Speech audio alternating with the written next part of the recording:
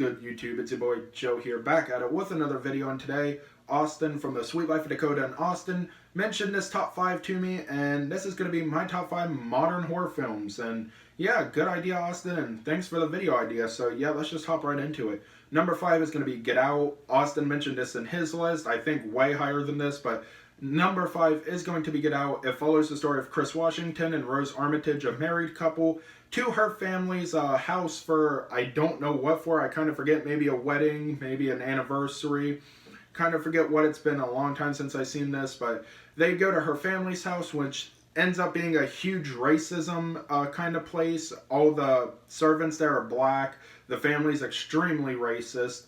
And one point in the movie, my favorite part, is when the wife ends up putting her husband down, Chris, and tells him, well, tell me about your past. And he ends up like being hypnotized. She's like, fall back into the chair and sink down. He ends up sinking way down into the chair, into like some space type area, like into some unknown dimension, and he's just floating there. That is some very heavy, great imagery that I do love from that movie. Jordan Peele, first debut movie in the horror genre. Amazing movie. I can't say much more than that besides getting into spoilers, but my favorite scene, one of my other favorite scenes, has to be the deer antler scene where the surgery area and he kills, Chris kills somebody with some deer antlers. I'm not going to say who, don't want to spoil the movie, but it is a great movie. It delves deep into the racism and problem, and I just enjoy the movie, and I'm sitting there like, damn, I want to watch this again. But yeah, that's going to be number 5, Get Out. Number 4 is going to be Crawl. Now, this list cannot be completed without a modern day, well, monster movie. And Crawl literally delves so deep into that. And Sam Raimi, God, was that a great choice. Thank you, Sam Raimi, for pitching the idea for Crawl, an alligator horror movie based in Florida where there's a huge hurricane going on. And it traps a fucking daughter and her dad, who she's trying to find in the beginning of the movie, into a basement of a house with a hurricane going on. And here to figure out, huge ass alligators or crocodiles are in the basement with them, and they have to escape the house. And well, I'm not going to say much more besides saying it's slow paced in the beginning, but it builds up and builds great tension throughout. Just them trying to get out of the basement and everything there.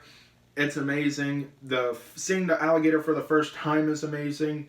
There's more alligators outside the house with this huge ass hurricane going on. Overall, the movie was fucking perfect for a modern day monster movie and should be a sequel to it, to be honest. I think a sequel would do this movie some greatness. And yeah, thank you, Sam Raimi, for that great modern day horror movie for this list. And number 4, we're just moving on. It Chapter 2.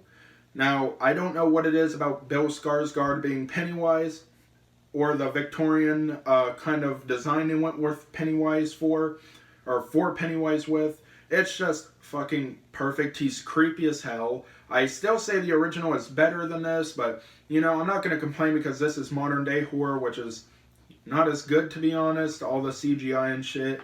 But, you know, I'm just saying, for this movie needed a sequel or a reboot, and it did it perfectly, in my opinion. They made it scarier in some aspects. They made us some cringy moments for It Chapter 2. But all in all, I want to say this was a great movie, and I could not have asked for anything better from them. Like, just the story of the kids, and then It Chapter 2 being the adult versions. Like, they broke it up into 2 horror movies, which I do love. And rumors are an It Chapter 3 is coming out, but I really don't want one. Maybe a continuation. I mean, I guess that would be it, Chapter 3, but I just don't think Chapter 3 is going to do as well, since there's no more to tell. But who knows, if that's true and it comes out with a lot more, I'd be down to see it. Just everything about Pennywise in this movie, the shape-shifting, everything, him turning into like fucking hermits and shit, like flawless in my opinion for modern day. But number 2 is going to be a very modern horror film that seems old, and I'm going to say Saw 3.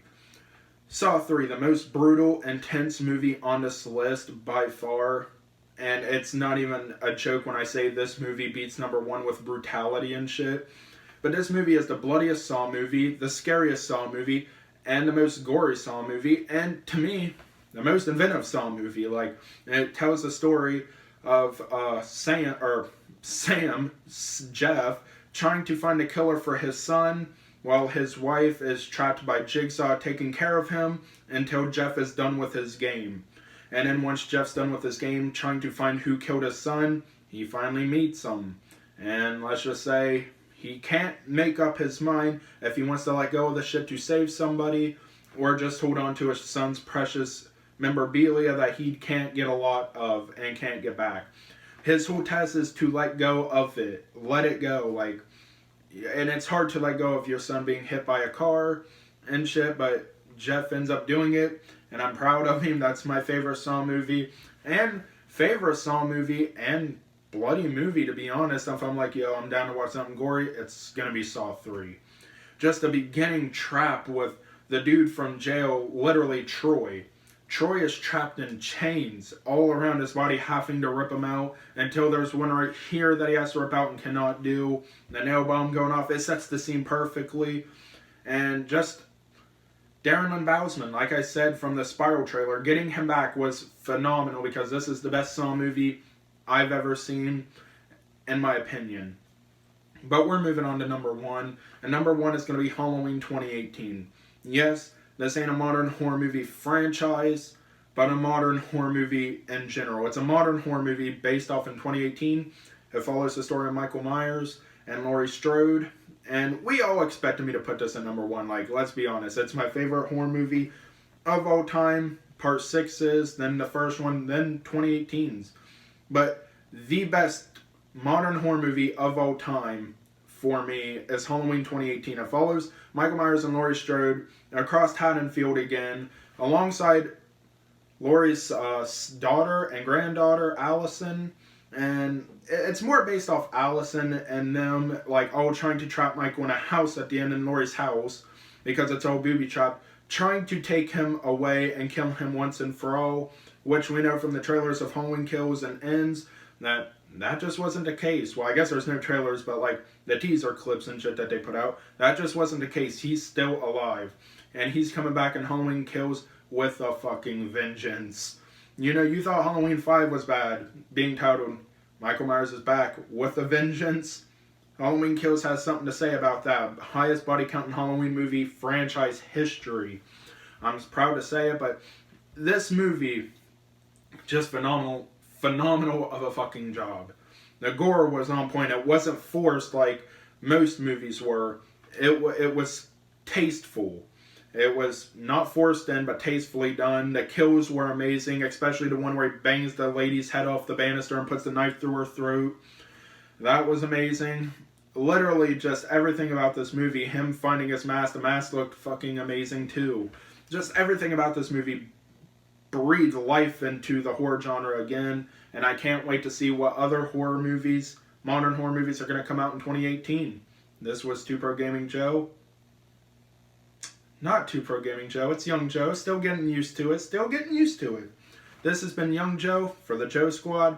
Peace out, I love every one of y'all.